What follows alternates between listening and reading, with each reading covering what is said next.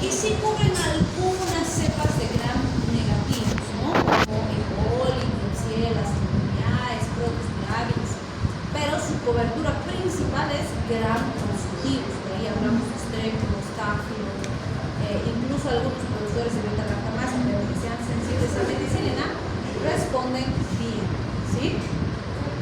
Tienen las cefalosporinas un núcleo 7-aminocefalosporánico, tanto las naturales como las sintéticas, y vamos a ver que dependiendo del grupo específico hay algunas características particulares que debemos recordar. Entonces, no se olviden, cefalosporinas de primera, principalmente gram positivos, con algunos gram negativos que pueden ser afectados. No tienen eficacia frente a hemófilos, ¿sí? Entonces, si el microorganismo que estamos queriendo tratar es hemófilos, influenza, no tenemos buena eficacia, ¿sí? En el caso de las dosis, vamos a ver de la cefalexina, que es de 250 a 500 miligramos cada 6 horas, y en los niños de 10 a 25 miligramos por kilogramo dosis cada 6 a 12 horas. La cefradina para administración oral intramuscular o intravenosa se da de 500 miligramos a 1 gramo cada 6 horas, y en niños de 10 hasta 50 miligramos kilogramo dosis, dependiendo si le vamos a dar oral o parenteral. Cefadroxil se da de 1 gramo cada 6 a 12 horas y en los niños 30 miligramos por kilogramo día cada 12 horas. La cefasolina por vía endovenosa se usa 1 gramo cada 8 horas y en niños de 7 días a más edad 40 miligramos por kilogramo día cada 8 horas. En menores de esa edad no se recomienda utilizar estas cefalosporinas. ¿Cuándo usamos? O sea, considerando el espectro que tiene este grupo, pues se ha usado principalmente en infecciones del tracto urinario leves, considerando que E. coli puede ser afectada, pero no en cualquier caso. La recomendación actual es si hay ITU, mejor hacer cultivo y antiviral. Sí se ha usado con muy buenos resultados en infecciones leves de piel y tejido celular subcutáneo, considerando que habitualmente estas infecciones están asociadas a gram positivos. También en las profilaxis quirúrgicas, la cefasolina es una de las más apreciadas porque es un fármaco altamente eficaz y con esquemas cortos va bastante bien. Pueden ser alternativas útiles en pacientes con alergias a las penicilinas, pero ojo, sí existen datos, como vamos a ver en sus efectos adversos, de reacción cruzada porque siguen siendo beta-lactámicos. Entonces, hay que considerar riesgo-beneficio, ¿sí? Bien, en el caso de las cefalosporinas de segunda generación, fíjense que también tenemos un arsenal bastante importante, pero podríamos decir que dentro de las cefalosporinas este grupito es el más variado, el más heterogéneo que tenemos. ¿Por qué? Todas son de segunda generación, pero entre fármaco y fármaco tienen diferencias significativas que debemos recordar, ¿sí? Entonces, primero, este grupo se ha creado tratando de mejorar algunas características de las de primera generación, vale decir, mejorar la cobertura frente a gram negativos. Y ciertamente se ha mejorado la cobertura frente a gram negativos, pero varía dependiendo del fármaco específico que estemos hablando. Por ejemplo, si hablamos de cefonicid, cefamandol y cefuroxima, que los dos primeros se usan parenteral y la segunda se usa oral, estas tres son altamente activas frente a hemófilos, que acuérdense, cefalosporinas de primera generación hemos dicho, no sirve para hemófilos, pero esta sí así, ¿sí? Entonces se ha logrado mejor cobertura ahí. También tenemos alta eficacia frente a gonococo, cepas de Enterobacter y Proteus, conservando la actividad frente a cocos gram positivos, vale decir, hemos mejorado con gram negativos, pero hemos conservado la eficacia frente a gram positivos, ¿sí? Estas tres no sirven si mi cepa es bacteriólogos. Entonces fíjense, cubre mejor hemófilos y algunos otros gram negativos, mantiene eficacia de gram positivos, pero no cubre bacteriólogos, ¿sí? Ahora, cefamicinas, ahí está la cefoxitina y el cefotetán, siguen siendo de segunda generación, ¿sí? Cubren hasta el 80% de bacterioides. Entonces fíjense, estas tienen una propiedad que no tenía el anterior grupo de segunda generación. Entonces sí cubren bacterioides fragilis y además son las únicas cefalosporinas de este grupo que son útiles frente a anaerobios. Y esa es una característica súper útil de estas cefamicinas.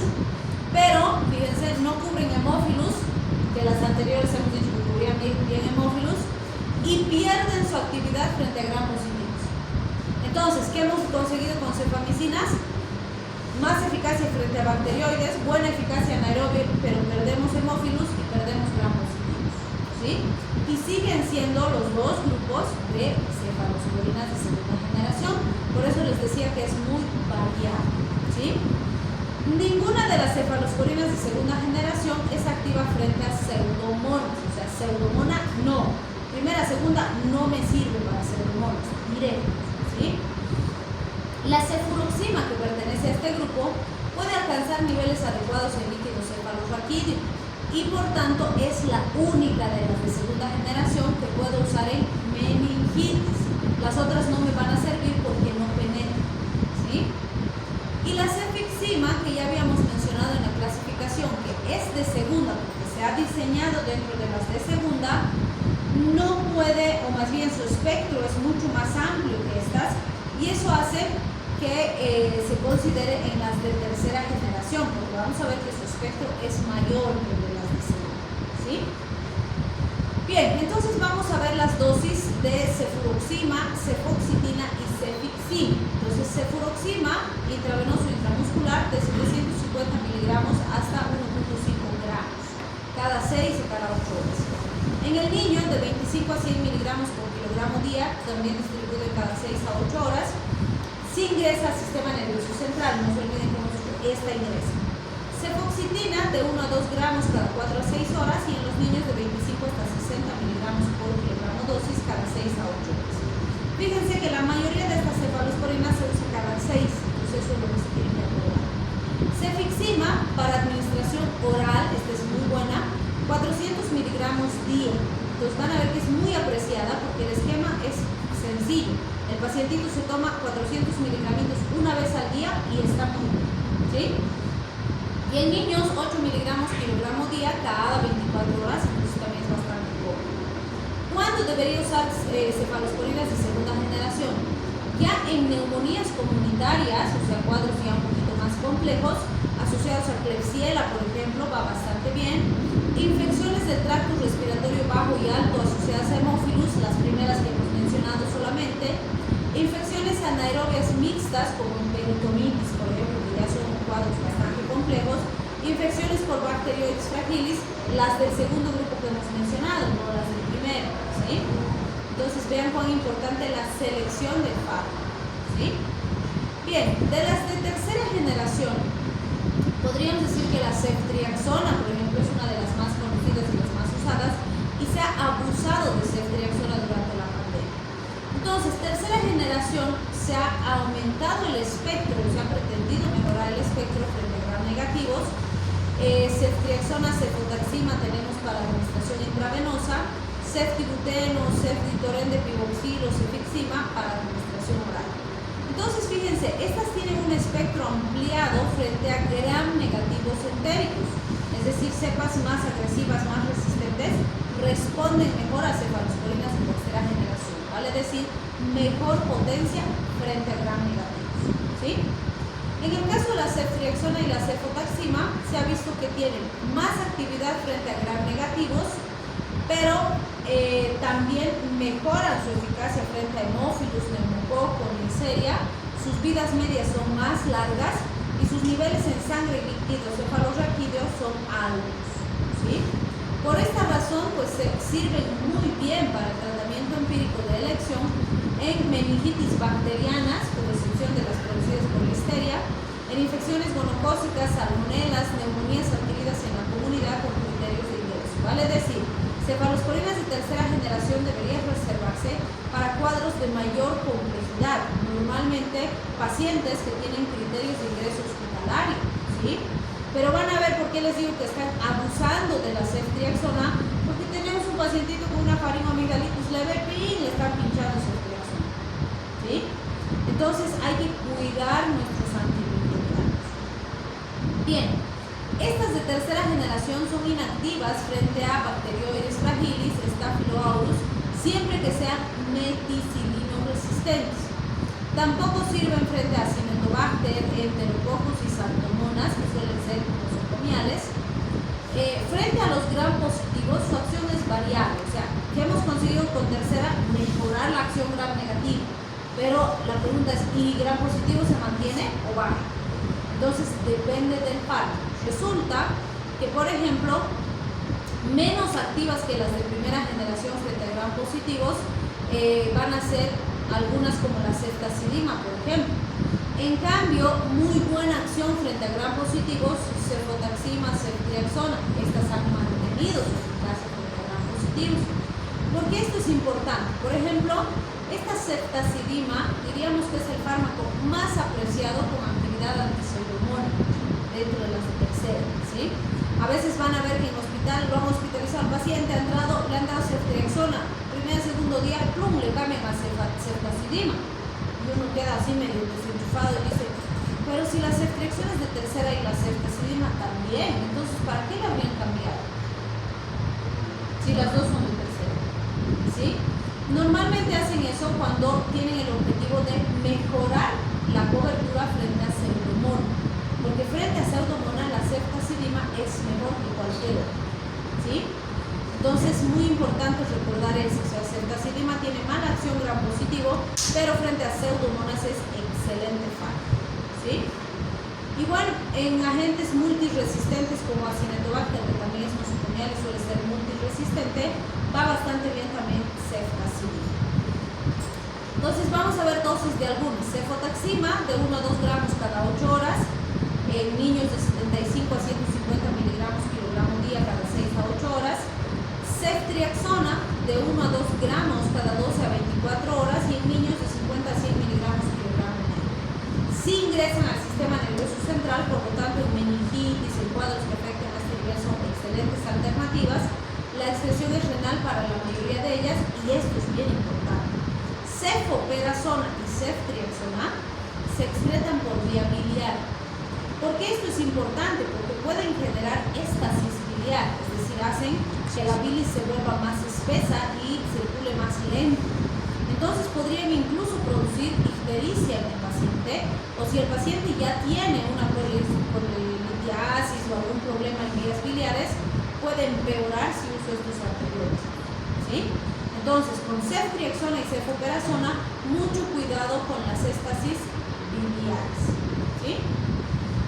Bien, de cuarta generación, si bien hay otros fármacos más, nos vamos a enfocar solamente en cefepima. Entonces, cefepima tiene mayor actividad frente a cojos gram positivos que los de primera y mayor actividad frente a enterobacterias y pseudomonas que las de tercera generación.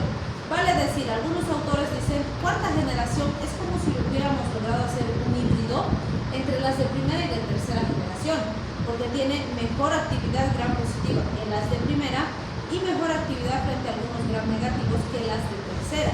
Entonces, se han juntado las ventajas de los dos grupos, ¿sí? Se indica como monoterapia en neumonías intrahospitalarias graves, neutropenias febriles. No se debe administrar si el laboratorio nos dice que es una cepa BLE o una cepa BLEA. ¿Se acuerdan qué es BLE y BLEA? ¿Qué es?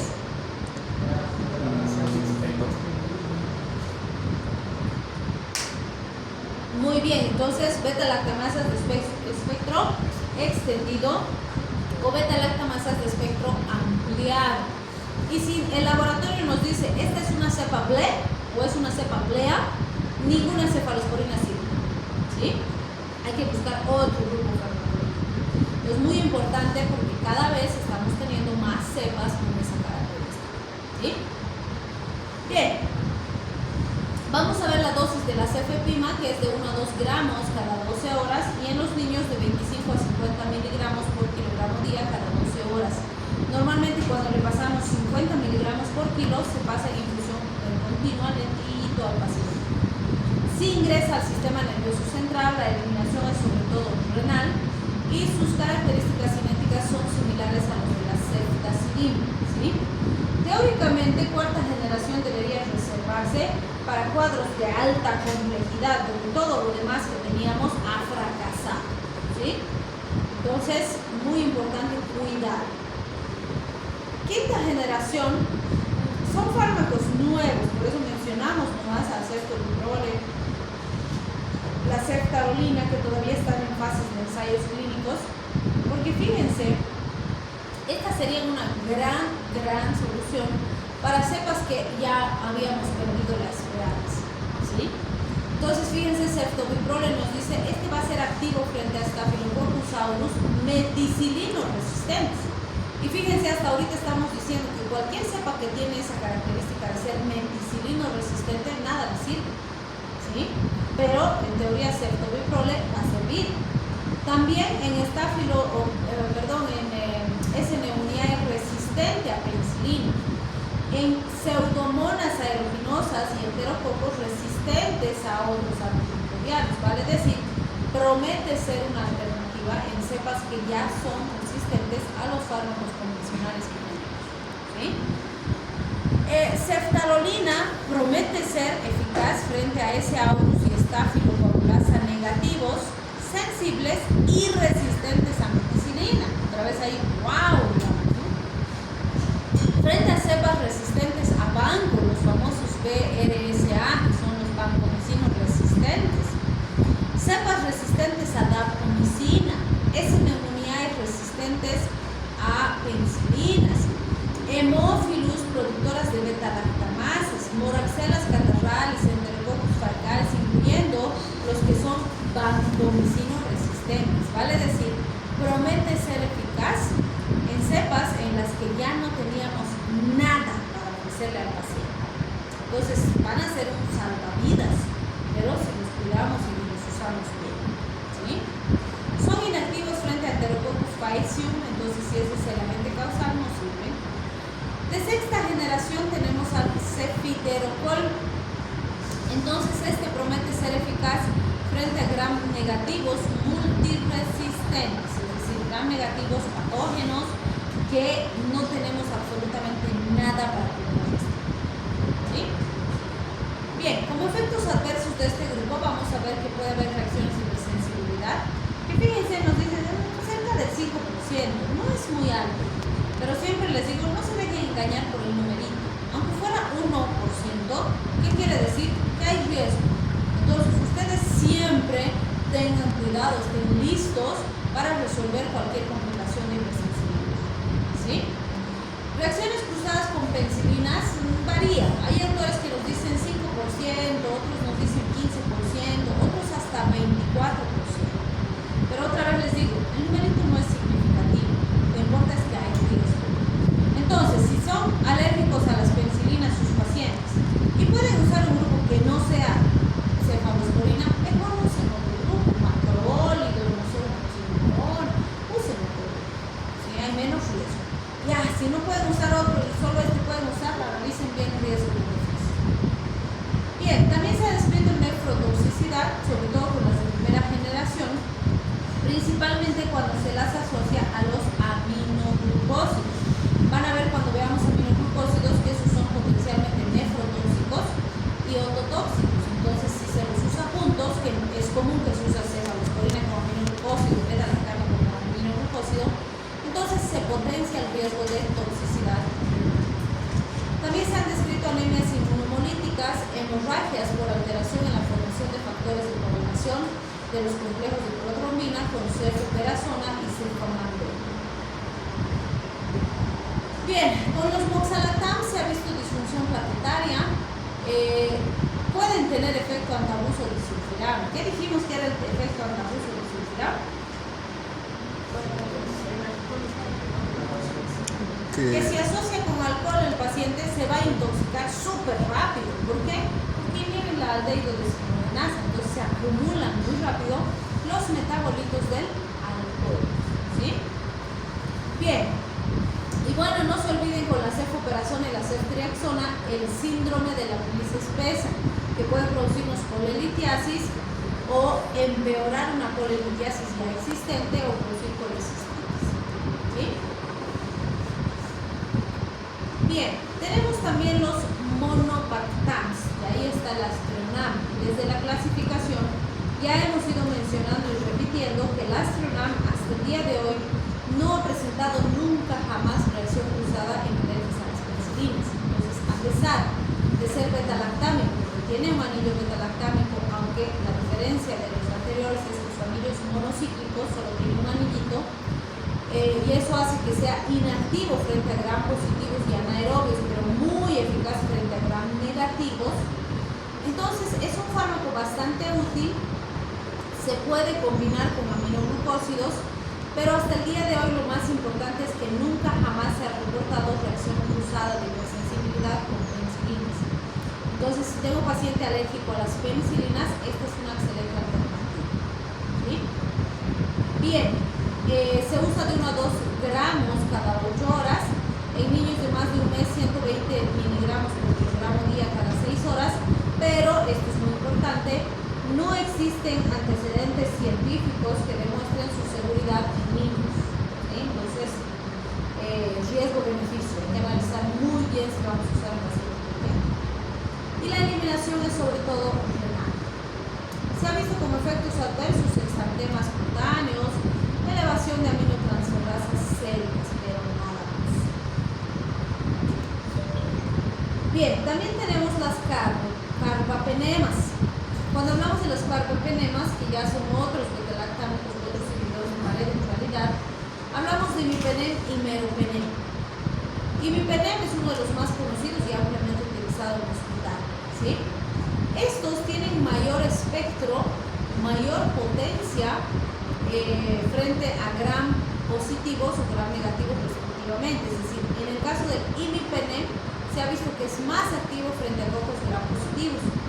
El meropenem es más activo frente a bacilos gram negativos, ¿no? Entonces voy a considerar eso cuando voy a seleccionar a qué quiero utilizar. Vamos a ver que su actividad frente a hemófilos es buena, ¿sí? También para enterobacterias, incluyendo Pseudomonas. Estos fármacos normalmente se usan intrahospitalariamente, es decir, se usan mucho en cepas intrahospitalarias. In vitro, este grupo debería ser útil frente a cualquier patógeno que exista, incluyendo los anaerobios, pero in vivo varía por los niveles de resistencia y otras características que tenemos. No sirven los carbapenemas frente a Corynebacterium heckeum, Xanthomonas, Stenotrophomonas mantófilas, S. aureus resistente a penicilina y Enterococcus resistentes a vancomicina. Todas esas cepas no les va a hacer ni cosquilla el carbapenema. Bien, el imipenem se suele usar asociado a cilastatina. ¿Sí? ¿Qué es la cilastatina? La cilastatina por sí sola no tiene potencia antimicrobiana, no es un antimicrobiano. Pero cuando lo utilizamos junto al imipenem, lo que hace es proteger al imipenem de su destrucción por la dipeptidasa renal. Resulta que nosotros tenemos dipeptidasas a nivel de nuestros riñones y cuando tomamos el imipenem, este llega al riñón, la dipeptidasa destruye al imipenem y ya no sirve. ¿Sí? Entonces, cuando asocio con cilastatina, la cilastatina bloquea la dipeptidasa y el imipenem permanece más tiempo cumpliendo su función o su acción específica. ¿Sí? Bien, vamos a tener una disminución de la inactivación renal gracias a la cilastatina y eso aumenta los niveles en orina. En el caso del meropenem no se asocia a cilastatina porque este no se destruye por las dipeptidasas, entonces no necesita asociarse. ¿Sí? Ahí están las dosis del imipenem, 250 miligramos a 1 gramo cada 6 horas, aunque lo habitual es usar 500 o 1 gramo, 250 no se usa. Pasamos en infusión lentita, infusión continua, en los niños de 15 a 25 miligramos kilogramo dosis cada 6 a 8 horas, pero la seguridad en niños no ha sido demostrada.